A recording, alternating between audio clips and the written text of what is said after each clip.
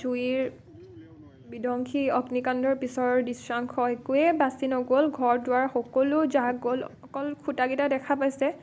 কাপোৰ কানি বস্তু বাহানি একোৱে উলিয়াব পৰা নহ'লে আৰু সকলো জাহ গৈছে। টিং চিং খাই গৈছে। ঘৰ হৈ থকা নাই, মৰাশালি সদৃশ হৈ গৈছে। খুবেই দুখ লগা। এয়া দেখা পাইছেই চাগে, কাঁহী বাতি জুইত জাহ গৈ একদম অৱস্থাই নাই। কাঁহী বাতি টিং ঘৰ সকলো ঘৰৰ আচবাব এয়া দেখা পাইছে। কলহ টেবুলটো যেনে তেনে বাচিলে, সেইটোৰ পৰাও এতিয়া পানী ওলাব নাই, তাৰো সন্দেহ আছে। আৰু এয়া চাওকচোন, বাচন বৰ্তন খালে আঠনি হৈ ঘৰ দুৱাৰ চব জাহ গৈ।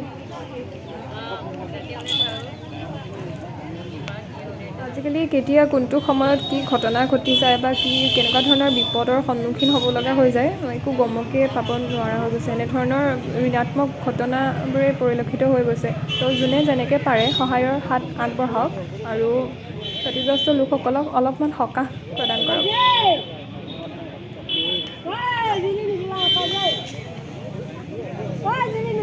ক্ষতিগ্ৰস্ত লোকসকলক আশ্ৰয়স্থলী হিচাপে শ্ৰীমন্ত শংকৰদেৱ ভৱনত আশ্ৰয় দিয়া হৈছে।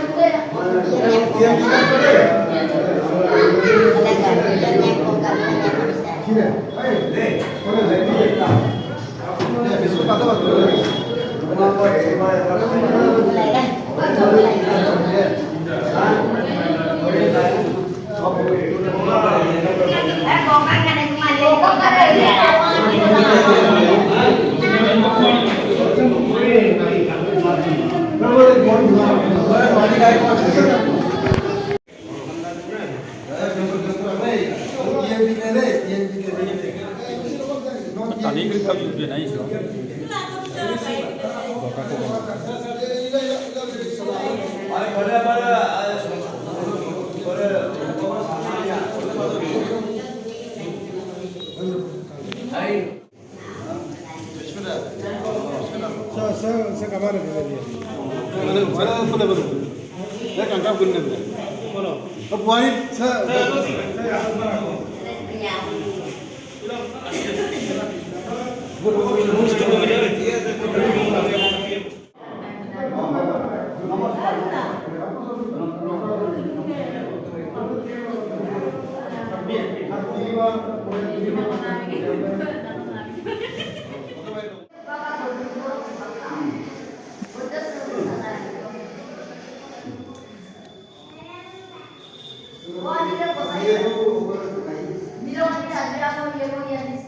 মাজুলীত খুবেই দুখ লগা ঘটনা এটি সংঘটিত হৈ গ'ল। তো খুবেই দুখ লগা। আজি দুপৰীয়া 12মান বজাত আপোনাৰ ভোগপুৰ সত্ৰৰ মথাউৰিৰ কাষত যোনবোৰ মিচিং জনগোষ্ঠীয় লোকে বাস কৰি আছিলে, তেওঁলোক অলৰেডি খহনীয়াৰ পৰা ইৰোশ্যন এফেক্টেড, মানে কি খহাই নিয়াৰ পাছত সিহঁতৰ গাঁও নাইকিয়া হ'ল, তাৰপিছত মথাউৰিতে বাস কৰি আছিলে। আৰু আজি আকৌ তাতকৈ দুখ লগা ঘটনা হৈ গ'ল। জুই লাগি গ'ল মানে ঘৰবোৰত, 6-7 ঘৰমান, আৰু তাতকৈ বেছিও যাব পাৰে। মই সঠিককৈ বাৰু নাজানো, যিহেতু মোৰো গাটো অকণ ভাল নহয়, মানে চৰ্দি লাগি আছে, সেইকাৰণে মই ফিল্ডত যাবলৈ নোৱাৰিলোঁ। কিন্তু যোনবোৰ ডাটা কালেক্ট কৰিছোঁ তাৰ পৰা জানিব পাৰিছোঁ 7 ঘৰমান ঘৰ জ্বলি চাৰখাৰ হৈ গৈছে। তো খুবেই দুখ লগা। এতিয়া তাহাঁতৰ ঠাণ্ডাৰ দিন হয়, খাবলৈও একো নাই, পিন্ধিবলৈ একো নাই, আৰু আধিয়া মাটিত সিহঁতি খেতি কৰে। তেনেকৈ খেতি কৰি কিছুমান ধান গোটাইছিলে, কিন্তু এই ধান গোটোৱা ধানো আজি জুইতে জাহ গ'ল চব। ঘটিত হোৱাৰ তৎক্ষণাত যিমান সোনকালে পাৰে আমাৰ TMPকে ফালৰ পৰা যিমান সহায় কৰিব পাৰে, কাপোৰ কানিৰ পৰা ধৰি খোৱা বস্তু তেনেকুৱা ধৰণৰ যিমান পৰিমাণৰ পাৰে আৰু তৎক্ষণাত অকণ বিলাবলৈ চেষ্টা কৰিছে। এনেকৈ বিলাই অলপমান সকাহ দিবলৈ চেষ্টা কৰিছে, আৰু লগতে ব্যক্তিগতভাৱেও কিছুমান লোকে সদায় ব্যক্তিয়ে কিছুমান বস্তুৰে সহায় কৰিছে। তেনেকৈ যোনে যেনেকৈ পাৰে অকণমান হেল্প কৰক, আৰু ভিডিঅ'টো পাৰে মানে শ্বেয়াৰ কৰক, যাতে অধিক সংখ্যক ব্যক্তিয়ে যাতে গম পায় আৰু সহায়ৰ হাত আগবঢ়াব পাৰে। আৰু চৰকাৰকো এই ক্ষেত্ৰত আহ্বান জনাব খোজোঁ যে তেওঁলোকক যিমান পাৰে মানে নতুনকৈ আকৌ ঘৰ এখন ধুনীয়াকৈ বনাই থাকিবলৈ, চলিব পৰাকৈ বা জীয়াই থাকিবলৈ সুবিধাখন দিয়ক। তেনেকৈ যদি সহায় কৰে তাৰ কাৰণে বিনম্ৰ অনুৰোধ জনালোঁ। Thank U.